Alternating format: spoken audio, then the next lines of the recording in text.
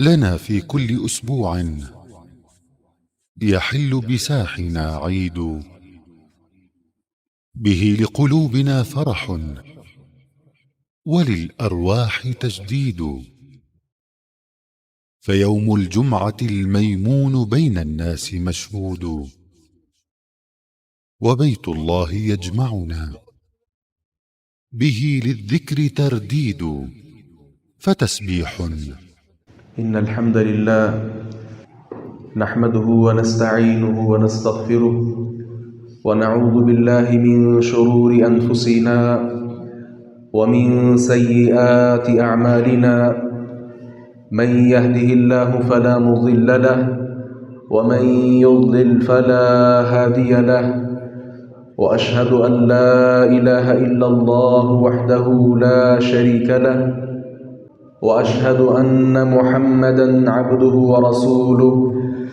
يا أيها الذين آمنوا اتقوا الله حق تقاته ولا تموتن إلا وأنتم مسلمون. يا أيها الناس اتقوا ربكم الذي خلقكم من نفس واحدة وخلق منها زوجها وبث منهما رجالا كثيرا ونساء، واتقوا الله الذي تساءلون به والأرحام، إن الله كان عليكم رقيبا. يا أيها الذين آمنوا اتقوا الله وقولوا قولا سديدا يصلح لكم أعمالكم ويغفر لكم ذنوبكم، ومن يطع الله ورسوله فقد فاز فوزا عظيما. أما بعد، فإن أصدق الحديث كتاب الله، وأحسن الهدي هدي محمد صلى الله عليه وسلم، وشر الأمور محدثاتها، وكل محدثة بدعة، وكل بدعة ضلالة، وكل ضلالة في النار. بسم الله الرحمن الرحيم. قاف والقرآن المجيد، بل عجبوا أن جاءهم منذر منهم فقال الكافرون هذا شيء عجيب، أإذا متنا وكنا ترابا ذلك رجع بعيد. قد علمنا ما تنقص الأرض منهم وعندنا كتاب حفيظ، بل كذبوا بالحق لما جاءهم فهم في أمر مريج. أفلم ينظروا إلى السماء فوقهم كيف بنيناها وزيناها وما لها من فروج. والأرض مددناها وألقينا فيها رواسي وأنبتنا فيها من كل زوج بهيج، تبصرة وذكرى لكل عبد منيب. ونزلنا من السماء ماء مباركا فأنبتنا به جنات وحب الحصيد، والنخل باسقات لها طلع نضيد، رزقا للعباد وأحيينا به بلدة ميتا كذلك الخروج. كذبت قبلهم قوم نوح وأصحاب الرس وثمود وعاد وفرعون وإخوان لوط وأصحاب الأيكة وقوم تبع، كل كذب الرسل فحق وعيد. أفعينا بالخلق الأول بل هم في لبس من خلق جديد ولقد خلقنا الإنسان ونعلم ما توسوس به نفسه ونحن أقرب إليه من حبل الوريد إذ يتلقى المتلقيان عن اليمين وعن الشمال قعيد ما يلفظ من قول إلا لديه رقيب عتيد وجاءت سكرة الموت بالحق ذلك ما كنت منه تحيد ونفخ في الصور ذلك يوم الوعيد وجاءت كل نفس معها سائق وشهيد لقد كنت في غفلة من هذا فكشفنا عنك غطاءك فبصرك اليوم حديد وقال قرينه هذا ما لدي عتيد ألقيا في جهنم كل كفار عنيد مناع للخير معتد مريب الذي جعل مع الله إلها آخر فألقياه في العذاب الشديد قال قرينه ربنا ما أطغيته ولكن كان في ضلال بعيد قال لا تختصموا لدي وقد قدمت إليكم بالوعيد ما يبدل القول لدي وما أنا بظلام للعبيد يوم نقول لجهنم هل امتلأت وتقول هل من مزيد وأزلفت الجنة للمتقين غير بعيد هذا ما توعدون لكل أواب حفيظ من خشي الرحمن بالغيب وجاء بقلب منيب ادخلوها بسلام ذلك يوم الخلود لهم ما يشاءون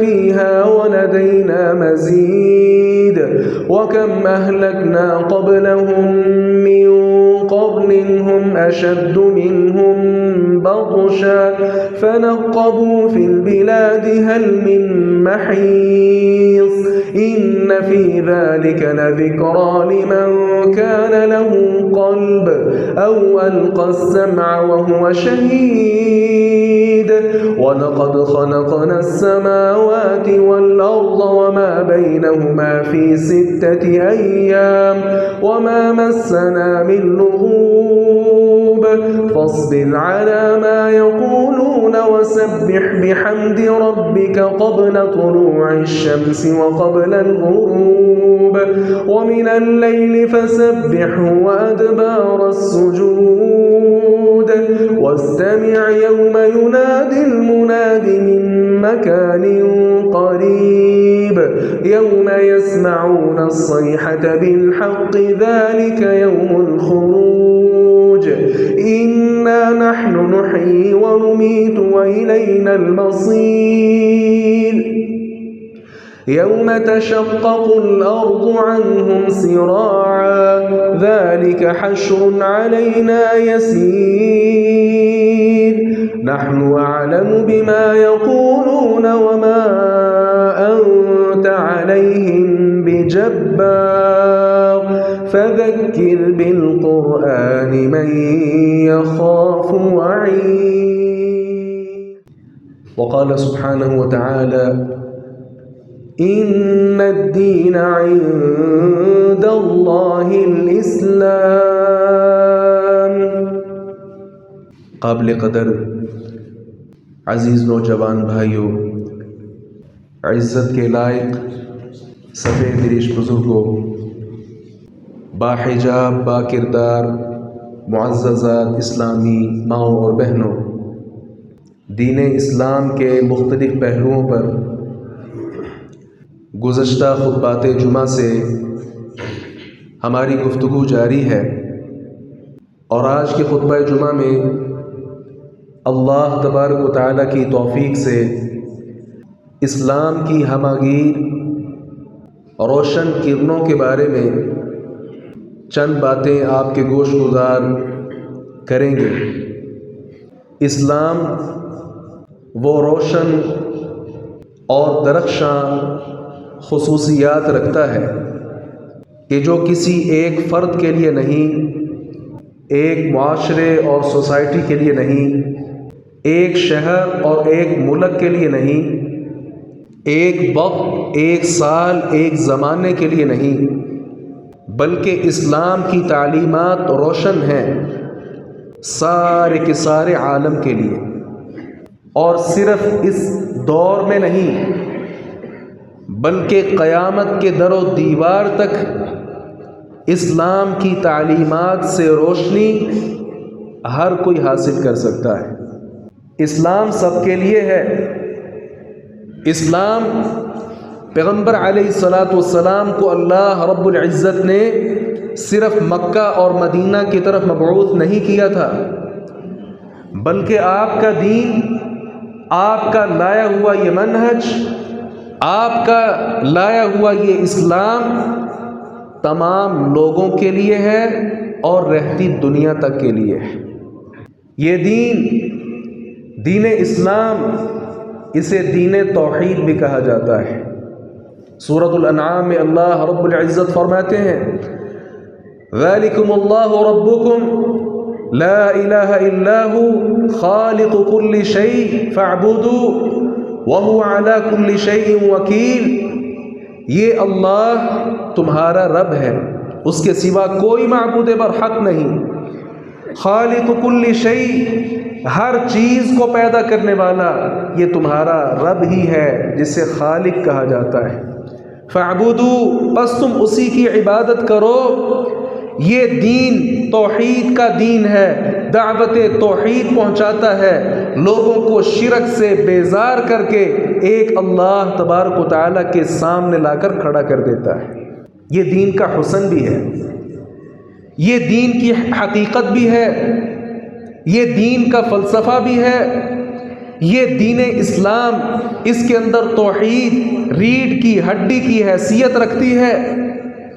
جو شخص معاشرتی طور پر بہت بہترین ہے، بڑی اچھی گفتگو کرتا ہے، سارا کچھ بہت نرالا ہے، لیکن اللہ کے سوا اوروں کو بھی پکارتا ہے، اس نے اپنے دربار، مزار اور مختلف ایسے مقامات بنا رکھے ہیں، نظر و نیاز جا کر ان سے بھی کرتا ہے، ایسا انسان کھوکھلا ہے۔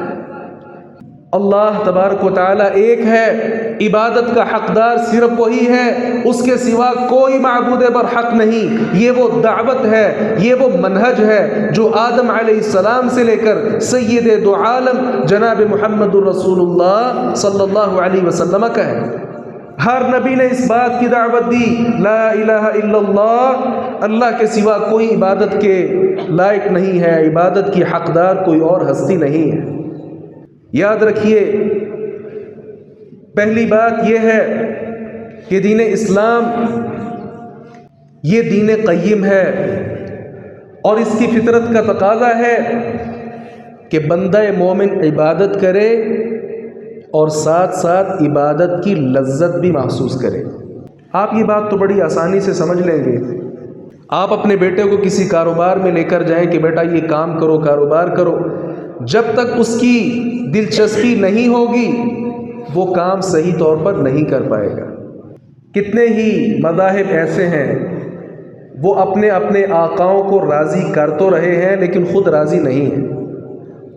دین اسلام وہ دین ہے جس میں بندہ مومن عبادت کرتا ہے اور پھر عبادت کی لذت بھی محسوس کرتا ہے۔ رسول اللہ صلی اللہ علیہ وسلم نے فرمایا تھا الاحسان ان تعبد اللہ کأنک یرا فإن لم يكن يرا فإنه يراك أو كما قال۔ احسان کیا ہوتا ہے کہ تم عبادت کرو اور عبادت کرتے ہوئے سوچ فکر خیالات ادھر ادھر کے نہیں، بلکہ یہ سمجھو کہ اللہ رب العزت مجھے دیکھ رہا ہے۔ جو انسان یہ کیفیت پیدا کر لے اس کی نماز پھر نماز ہی نہیں بلکہ وہ خالصتاً اللہ تبارک و تعالیٰ کے ساتھ ملاقات کہلائے گی۔ اور اگر یہ کیفیت پیدا نہ ہو سکے تو کم از کم نبی مکرم صلی اللہ علیہ وسلم نے فرمایا اتنا تو کرو کہ تم اللہ کو دیکھ رہے ہو، عبادت اس طرح کہ تم اللہ کو دیکھ رہے ہو۔ اگر یہ کیفیت نہیں تو کم از کم یہ کیفیت کہ اللہ مجھے دیکھ رہا ہے، اسے ملاقات کہا جاتا ہے۔ یہ احسان ہے، احسان کا درجہ اختیار کرنے کا حکم ہے۔ وہ پھر صرف نماز ہی نہیں بلکہ عبادت کی ساری قسمیں آپ خرچ کر رہے ہیں تو کیفیت کہ میں اللہ کو دیکھ رہا ہوں، اگر یہ کیفیت نہیں تو اللہ مجھے دیکھ رہا ہے۔ جب یہ کیفیت آپ پیدا کر لیں گے تو شیطان کی شراکت کا کوئی شائبہ ہی پیدا نہیں ہوگا۔ وہ ریاکاری، تکبر، غرور، فخر، اس طرح کی ساری چیزیں آپ سے دور ہو جائیں گی۔ جب اللہ تبارک و تعالیٰ کو خالصتاً اس کو راضی کرنا انسان کا مقصد بن جائے۔ اور دوسری بات یہ ہے، اسلام کی ایک اور روشن کرن کیا ہے؟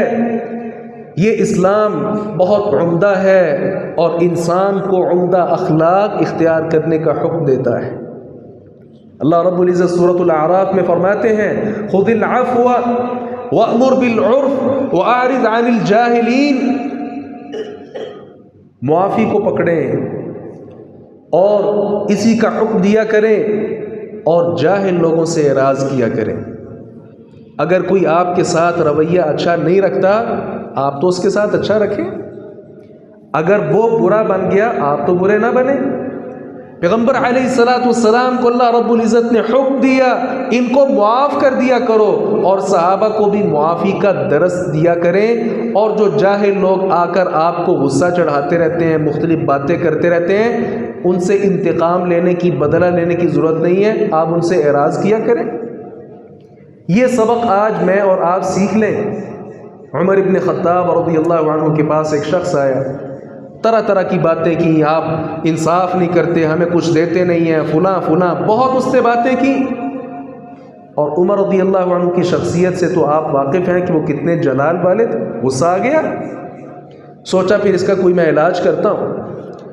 ابھی وہ اٹھنے ہی والے تھے، کسی ہم نشین نے کہا امیر المؤمنین، اللہ تعالیٰ نے قرآن میں کہا ہے خذ العفو وأمر بالعرف وأعرض عن الجاہلین، اور یہ جاہل ہے، آپ اس سے انتقام کیوں لیتے ہیں؟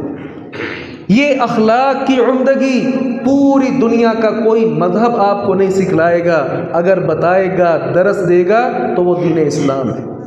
اور تیسری بات یہ ہے، دین اسلام اسے دین رحمت بھی کہا جاتا ہے، یہ شفقت اور مہربانیوں کا دین ہے۔ آدم علیہ السلام سے غلطی ہو گئی، لیکن اللہ رب العزت نے اس غلطی کا مداوع بھی خود سے ان کو سکھا دیا۔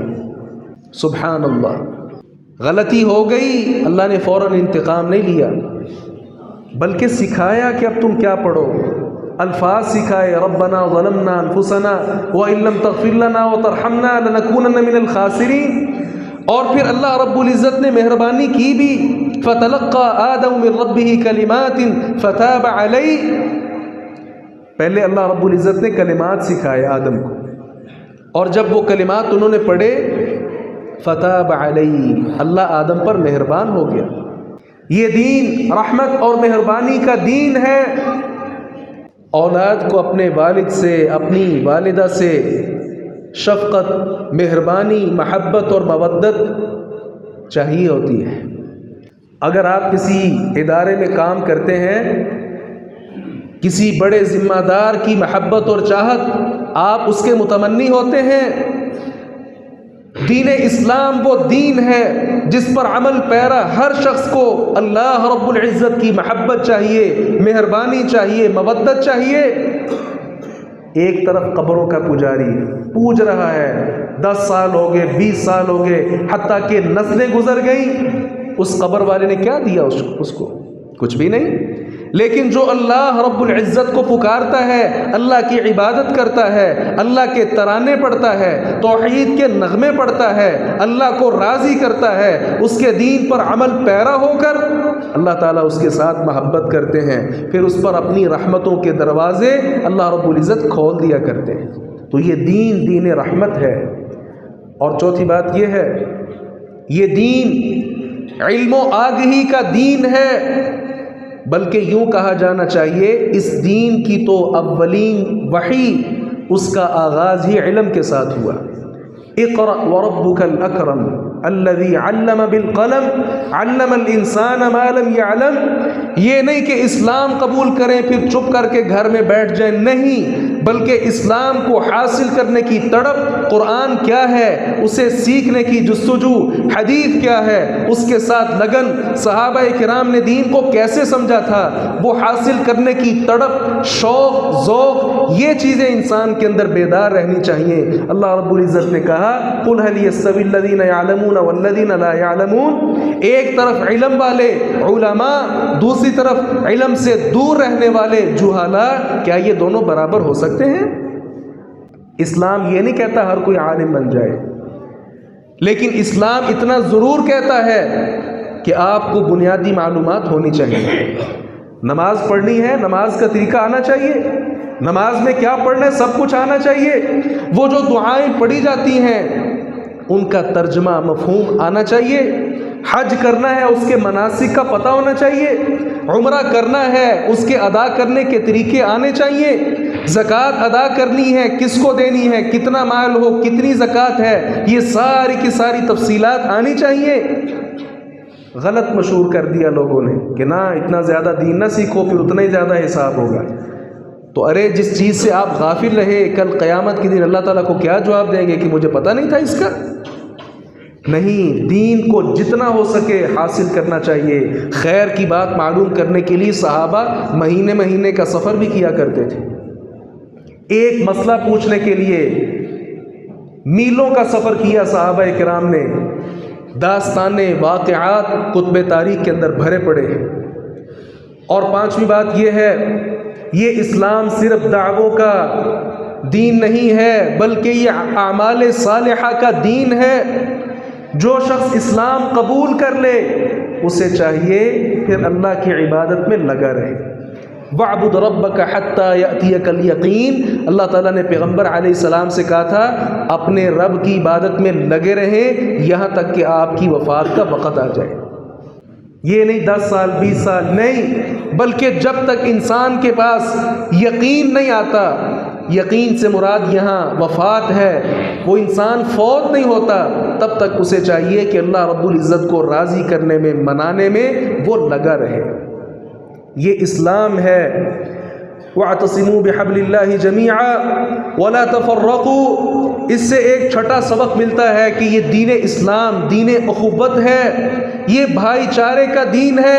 اللہ رب العزت نے کہا اللہ کی رسی کو مضبوطی سے پکڑ لو، الگ الگ نہ ہو جاؤ، فرقوں میں نہ بٹ جاؤ۔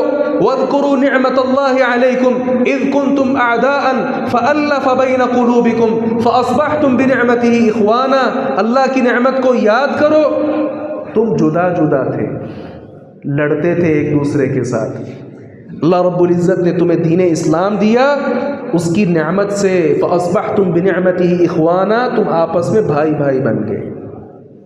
یہ اسلام توڑتا نہیں ہے، یہ جوڑتا ہے اور جوڑنے کا حکم دیتا ہے۔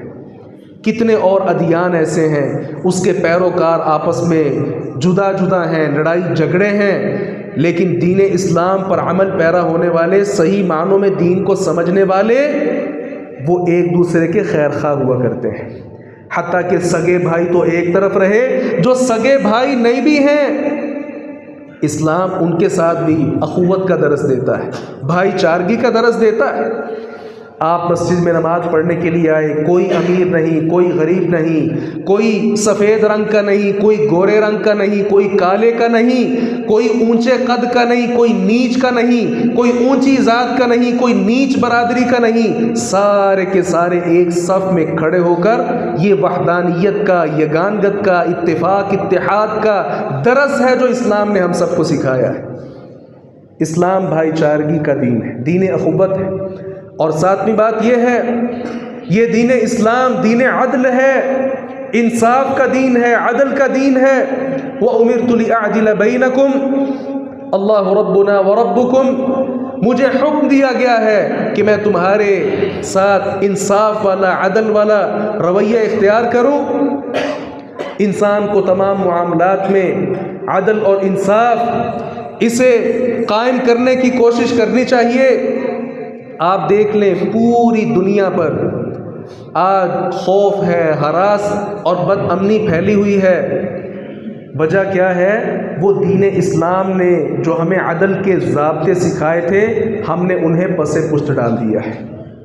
یہ وجہ ہے کہ ہم نے دین کو پیچھے کر دیا ہے، تو مسلمان لیکن ہماری عدالتوں میں اور ہمارے یہ بڑے بڑے جو مناصب ہیں وہاں دین اسلام کے مطابق فیصلے نہیں ہوتے۔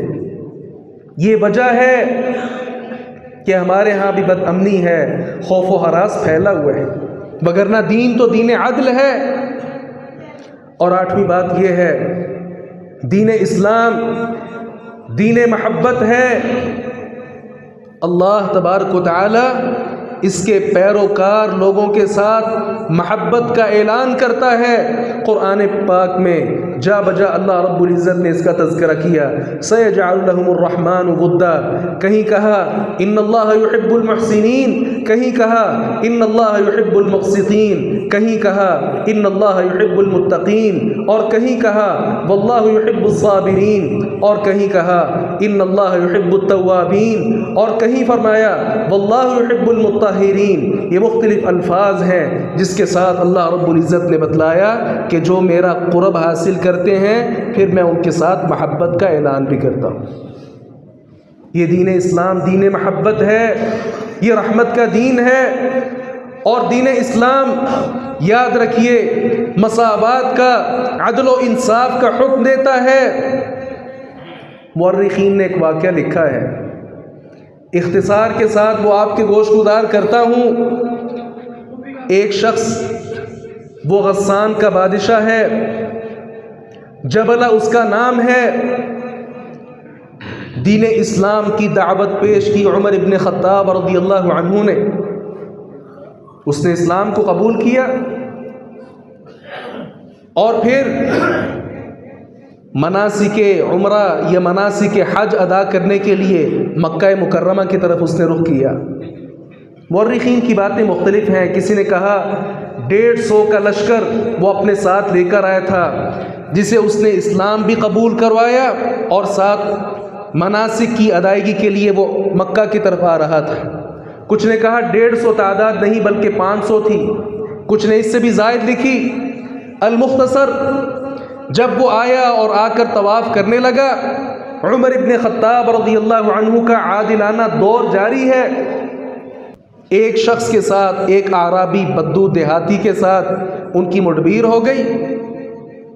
ہو جاتا ہے بس اوقات چلتے چلتے کسی کا ہاتھ لگ گیا تو باتوں باتوں میں انسان بڑی بڑی باتیں کہہ دیتا ہے۔ غصہ آیا اعرابی پر اور اس نے سوچا ہوگا غسان کا بادشاہ ہوں میں، اور یہ اعرابی بدو ایک تھپڑ رسید کر دیا۔ وہ نہیں جانتا تھا کہ دین اسلام کی تابانیاں کیا ہے۔ سبحان اللہ، عمر ابن خطاب رضی اللہ عنہ کے ہاں فیصلہ آیا، انہوں نے بڑی توجہ کے ساتھ فیصلہ سنا اور سن کر کہنے لگے، اعرابی کو کہا تم بھی اسے ایک تھپڑ رسید کر دو۔ یہ عدل ہے، یہ مساوات ہے، یہ برابری ہے۔ عمر رضی اللہ عنہ فرمانے لگے ان الاسلام جمعک و ایاہ، اسلام کی صف میں تو بھی شامل ہے، یہ بھی شامل ہے۔ تو بادشاہ ہوگا، اپنے علاقے کا ہوگا، یہ اگر گمبار ہوگا، اجڑ ہوگا، اعرابی ہوگا، بدو ہوگا، اپنے علاقے کا ہوگا، لیکن اسلام نے حقوق واجبات میں، عدل و مساوات میں تم دونوں کو برابر کر دیا ہے، لہذا حق نہیں تھا تم پر کہ تم اس پر ایک تھپڑ رسید کر دیتے۔ بدلہ دلوایا عمر رضی اللہ عنہ۔ وہ ہزار باتیں کرتا رہا کہ میں نے تو اسلام قبول کیا تھا کہ مجھے عزت ملے گی، شان و شوکت ملے گی، کہا یہ عزت ہی ہے، یہ شان و شوکت ہی ہے جو کسی ایک شخص کو شان عطا نہیں کرتا، بلکہ دین اسلام اپنے ماننے والے سارے لوگوں کو شان و شوکت عطا کرتا ہے۔ یہ دین ہے، دین عدل ہے، دین مساوات ہے۔ پیغمبر علیہ السلام کے دور میں معروف قصہ ہے، فاطمہ نامی عورت نے چوری کر لی، بنو مخزوم سے اس کا تعلق تھا۔ نبی صلی اللہ علیہ وسلم کا زید رضی اللہ عنہ منہ بولے بیٹے بنے ہوئے تھے، آپ بہت لاڈ پیار کرتے تھے، اور زید کا جو آگے بیٹا اسامہ تھا، جس طرح حسن و حسین کریمین کے ساتھ آپ محبت کرتے کہ وہ آپ کے نواسے تھے، اسی طرح آپ صلی اللہ علیہ وسلم اسامہ بن زید کے ساتھ بھی بہت لاڈ پیار کیا کرتے تھے۔ لوگوں نے سوچا کہ سب سے زیادہ نبی کا قریبی کون ہے، آپ لاڈ پیار کس سے کرتے ہیں؟ دیکھا گیا تو وہ اسامہ بن زید تھے۔ کسی نے اسامہ سے آ کر کہا کہ جاؤ نبی علیہ السلام سے سفارش کر دو، بڑے خاندان کی عورت ہے، اس کا ہاتھ نہ کٹے۔ نبی صلی اللہ علیہ وسلم کی خدمت میں سفارش لے کر پہنچے جناب اسامہ بن زید، وہ اسامہ بن زید کہ جنہیں دیکھ کر پیغمبر علیہ السلام مسکراتے، آپ کا چہرہ روشن ہو جاتا۔ بچوں کی محبت آپ صلی اللہ علیہ وسلم میں لگن تڑپ بہت زیادہ تھی، لیکن جب سفارش کی پیغمبر علیہ السلام کا وہ چہرہ سرخ ہو گیا، آپ کو شدید غصہ آ گیا اور فرمانے لگے یا اسامہ اتشفع فی حد من حدود اللہ، اللہ کی حدوں میں سے ایک حد میں سفارش کرنے آئے ہو؟ یہ اعلان صرف تم نہیں ساری کائنات سن لے، لو ان فاطمہ بنت محمد سرقت لقطعت یدها، یہ تو عام فاطمہ ہے، اگر میری بیٹی بھی فاطمہ چوری کر لے میں اس کا ہاتھ بھی کاٹ دوں۔ یہ عدل ہے، یہ مساوات ہیں جس کا رسول مکرم صلی اللہ علیہ وسلم نے درس دیا ہے۔ آپ نے کہا تم سے پہلے جو لوگ تھے، بڑا آدمی جب چوری کرتا چھوڑ دیا جاتا، چھوٹا چوری کرتا اس پر حد قائم کر دی جاتی، اسی بنا پر وہ لوگ ہلاک ہو گئے، تباہ و برباد ہو گئے۔ رسول اللہ صلی اللہ علیہ وسلم کی تعلیمات بڑی واضح ہیں، اور یہ دین اسلام دین مشاورت بھی ہے۔ مشاورت کا مطلب کیا ہے؟ کوئی بھی کام کریں اپنے آپ کو بڑا نہ سمجھیں کہ میری رائے حرف آخر ہوتی ہے، بلکہ اپنے رفقا، حتیٰ کہ جو آپ کے متحت آپ کے بیٹے ہیں، آپ کے ملازم ہیں، آپ کے بھتیجے بھانجے ہیں، انہیں بھی مشورے میں شریک کر لینا چاہیے۔ مشورہ کرنے کے ساتھ خیر والی بات سامنے آ جاتی ہے۔ پیغمبر علیہ السلام سے اچھی شخصیت تو کوئی نہیں، لیکن اللہ رب العزت نے کہا صحابہ کرام سے مشورہ کیا کریں۔ کیوں؟ وَأَمْرُهُمْ شُورَى بَيْنَهُمْ، اہل اسلام ان کے معاملات آپس میں مشورے کے ساتھ طے ہوتے ہیں۔ فَبِمَا رَحْمَةٍ مِّنَ اللَّهِ لِنْتَ لَهُمْ وَلَوْ كُنْتَ فَظًّا غَلِيظَ الْقَلْبِ لَانفَضُّوا مِنْ حَوْلِكَ فَاعْفُ عَنْهُمْ وَاسْتَغْفِرْ لَهُمْ وَشَاوِرْهُمْ فِي الْأَمْرِ۔ پیغمبر علیہ السلام سے کہا گیا آپ کے صحابہ کرام جو ہیں آپ انہیں معاف بھی کیا کریں، اللہ سے ان کے لیے معافی مانگا بھی کریں، اور اپنے معاملات میں ان کے ساتھ مشورہ بھی کیا کریں۔ یہ دین اسلام مشاورت کا بھی درس دیتا ہے۔ اور اس کے ساتھ 11ویں بات یہ ہے، دین اسلام اس کا ایک نام دین حق بھی ہے، اس کے علاوہ کوئی دین دین حق نہیں۔ اور دین اسلام کی حقانیت آج دنیا اپنی آنکھوں کے ساتھ دیکھ رہی ہے۔ ایک وہ وقت تھا پیغمبر علیہ السلام اکیلے ہی تھے، آپ کے ساتھ کوئی نہیں تھا۔ ایک وہ وقت تھا جناب ابراہیم علیہ السلام اکیلا نبی تھا، اللہ نے کہا ان ابراہیم کان امہ، ابراہیم اکیلا ہی پوری امت تھا، وہ دین اسلام پر ڈٹا ہوا، دعوت توحید پر وہ اڑ گیا تھا، اور شرک اور بدعات اور خرافات ان سب کو انہوں نے اس کا قلع کما کیا، دعوت توحید دی اور توحید کے علم بردار بنے، دعائیں کی۔ اللہ رب العزت نے ان کی دعاؤں کے نتیجے میں سید دو عالم جناب محمد رسول اللہ صلی اللہ علیہ وسلم کو پیدا کیا۔ آپ بھی دعوت توحید لے کر نکلے، بالکل الگ تھلگ تھے، سارے آپ کے مخالف تھے، اور آج آپ کاؤنٹنگ کر کے دیکھ لیں پوری دنیا میں 2 ارب سے زائد اہل اسلام ہیں۔ یہ دین اسلام کی حقانیت ہے۔ جو دین کو پہچانتا جاتا ہے وہ دیندار بن جاتا ہے، اسلام کو دل و جان سے قبول کر لیتا ہے۔ یہ دین اسلام کی حقانیت ہے اور اس کے بے شمار دلائل کتب کے اندر موجود ہیں۔ اور 12ویں بات یہ ہے، دین اسلام نیکی اور تقوی کا دین ہے۔ لیس البر ان تولوا وجوہکم قبل المشرق والمغرب ولکن البر من آمن باللہ والیوم الآخر والملائکہ والکتاب والنبیین۔ نیکی کیا ہوتی ہے؟ کعبہ کی طرف رخ کر کے نماز پڑھ لینا یہ صرف نیکی نہیں ہے۔ مشرق مغرب کی طرف رخ کر کے نماز پڑھ لینا نیکی نہیں۔ اصل نیکی کیا ہے؟ دل و جان سے اللہ رب العزت پر انسان ایمان لائے اور اس کے ساتھ آخرت کے دن پر ایمان لائے، ملائکہ پر ایمان لائے، کتب پر ایمان لائے۔ وآت المال على حبه ذوي القربى واليتامى والمساكين وابن السبيل والسائلين وفي الرقاب۔ مال کی محبت کے باوجود مال کو خرچ کرے، مال خرچ کرے کن پر؟ اپنے قرابت دار رشتہ داروں پر، یتامہ پر، مساکین پر، مسافروں پر، اور جو سوالی ہیں آپ سے مانگ لیتے ہیں ان پر خرچ کریں۔ اور گردنیں چھڑانے میں جو بے گناہ قید کر لیے جاتے ہیں انہیں چھڑایا جائے۔ وَأَقَامَ الصَّلَاةَ وَآتَى الزَّكَاةَ۔ اور نیکی کیا ہوتی ہے؟ انسان نماز قائم کرے، زکوٰۃ ادا کرے۔ وَالْمُوفُونَ بِعَهْدِهِمْ، اپنے وعدوں کا وہ پاسدار ہو۔ اور اس کے ساتھ فرمایا وَالصَّابِرِينَ فِي الْبَأْسَاءِ وَالضَّرَّاءِ وَحِينَ الْبَأْسِ۔ تکالیف، مصائب، پریشانیاں، آسودگی ہو، خوشی ہو، کچھ بھی ہو، وہ اللہ تبارک و تعالیٰ کی رضا پر راضی ہو اور صبر کے دامن کو وہ چھوٹنے نہ دے۔ یہ وہ لوگ ہیں جو نیکی اور تقوی حاصل کر لیتے ہیں۔ یہ دین اسلام ایسے لوگوں کا دین نہیں ہے کہ جو غافل ہیں، جاہل ہیں، بلکہ یہ دین تفکر ہے، دعوت فکر دیتا ہے۔ انسان کو چاہیے آسمان کی طرف نگاہ اٹھائے، بارشوں کو دیکھے، زمین کو دیکھے، پہاڑوں کو دیکھے، مختلف اللہ رب العزت کی مخلوقات کو دیکھے اور پھر غور و فکر کرے کہ یہ سب کچھ کیسے بن گیا۔ پہاڑوں کو اتنی قوت اور صلابت کس نے عطا کی؟ ہواؤں کو اتنی نرمی کس نے عطا کی؟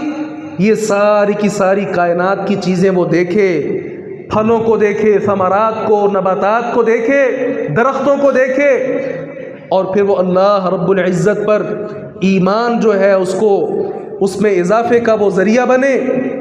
قل سیروا فی الارض ثم انظروا کیف کان عاقبۃ المکذبین۔ زمین میں چلو پھرو اور چل پھر کر دیکھو کہ ہم سے پہلے بھی لوگ آباد تھے، اللہ کے ساتھ کفر کیا، شرک کا ارتکاب کیا، پیغمبروں کو قتل کیا۔ اللہ نے کیا کیا ان کے ساتھ؟ قوم عاد کو دیکھو، قوم ثمود کو دیکھو، عرب میں یہ علاقے موجود ہیں، دیکھو جا کر کتنے قوی، کتنے جرت مند اور کتنے زیادہ طاقتور یہ لوگ تھے۔ پہاڑوں کو تراش کر گھر بنا لیا کرتے تھے۔ کیا کہا کرتے تھے؟ من اشد منا قوہ، ہم سے زیادہ طاقتور ہے ہی نہیں۔ کہاں گئی ان کی طاقت؟ وہ فرعون جو کہا کرتا تھا میرا حکم چلتا ہے، سمندروں کے اوپر بھی اللہ رب العزت نے سمندر میں ہی غرق کر دیا تھا۔ انسان کو چاہیے سیر کرے اور اس طرح کے سارے مناظر دیکھ کر وہ اپنے حقیقی رب کو پہچانے۔ دین اسلام اس کی دعوت بھی دیتا ہے۔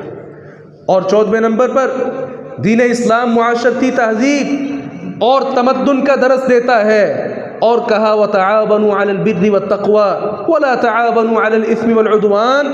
اگر اچھا کام ہو، نیکی کا ہو، ایک دوسرے کا تعاون کیا کرو، اور اگر کام برا ہے پھر ایک دوسرے کی معاونت نہ کرو، الگ تھلگ ہو جاؤ۔ معاشرت کیا ہے، تہذیب تمدن کیا ہے، دین اسلام وہاں بھی ہماری رہنمائی کرتا ہے۔ اور یہ دین اسلام 15ویں بات یہ ہے، سچائی کا مرقع ہے۔ یہ دین اسلام دین صدق ہے، سچائی کا حکم دیتا ہے، بلکہ کہتا ہے کہ جو سچ بول لے، اتنا سچ بول لے حتیٰ کہ کبھی جھوٹ نہ بولے، ایسے شخص کا مقام وہ انبیاء کے بعد ہوگا۔ شہداء سے بھی زیادہ پہلا مقام انبیاء کا ہوتا ہے، پھر صدیقین کا ہوتا ہے، پھر شہداء کا، پھر نیک لوگوں کا ہوتا ہے۔ تو جو سچ بولے، ہمیشہ سچ بولے، اللہ رب العزت ایسے شخص کو دوسرا مقام، نبیوں کے بعد والا مقام نصیب کرتا ہے۔ کونوا مع الصادقین، اللہ نے قرآن میں کہا سچے لوگوں کے ساتھ ہو جاؤ، اور جو جھوٹ بولے اللہ نے قرآن میں کہا لعنت اللہ علی الکاذبین، جھوٹوں پر تو اللہ کی لعنت ہوتی ہے، پھٹکار برستی ہے۔ اس لیے یہ دین اسلام حق گوئی کا دین ہے۔ اور آخری بات یہ ہے، دین اسلام یہ دین حسن ہے، دین جمال ہے، حسن و جمال کا دین ہے۔ کئی مقامات ایسے ہیں کہ اسلام نے آپ سے خوبصورتی کا تقاضا کیا ہے۔ والخیل والبغال والحمیر لترکبوها وزینہ، یہ گھوڑے، یہ خچریں اللہ رب العزت نے پیدا کیے ہیں، ان پر سواری کرو، یہ تمہارے لیے سواری کا باعث بھی ہیں اور زینت کا باعث بھی ہیں۔ ان اللہ تعالی جمیل یحب الجمال، اللہ تعالیٰ خوبصورت ہے اور وہ خوبصورتی کو پسند کرتا ہے۔ لہذا انسان کو چاہیے وہ جتنی خوبصورتی ہے وہ حاصل کرے، وہ صرف لباس کی خوبصورتی نہیں بلکہ زبان کی خوبصورتی، انسان کے اخلاق کی خوبصورتی، اس کے کردار کی خوبصورتی، ہر اعتبار سے انسان کو اپنے آپ کو بہترین سے بہترین بنانا چاہیے۔ اللہ رب العزت سے دعا ہے باری تعالی حق بات کو سمجھنے اور اس پر عمل پیرا ہونے کی توفیق عطا فرمائے۔ وآخر دعوانا ان الحمد للہ رب العالمین۔